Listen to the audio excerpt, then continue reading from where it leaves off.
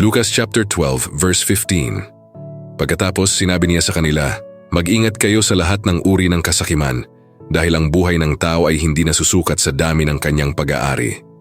Pinalaan tayo ni Jesus na mag-ingat laban sa kasakiman at sobrang pagnanasa sa mga bagay.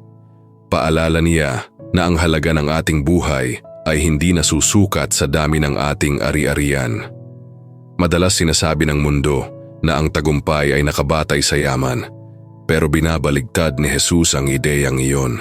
Ang tunay na buhay ay hindi tungkol sa mga material na bagay, kundi sa ating relasyon sa Diyos at layunin mula sa Kanya.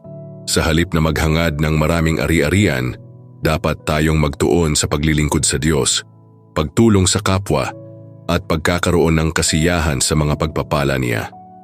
Ang kasakiman ay nagpapabulag sa atin sa mga tunay na mahalaga, pero ang pasasalamat ang nagpapabukas ng ating mga mata sa tunay na kaligayahan. Anong bagay ang kaya mong bitawan ngayon upang mas maituon mo ang iyong pansin sa Diyos kaysa sa mga material na bagay?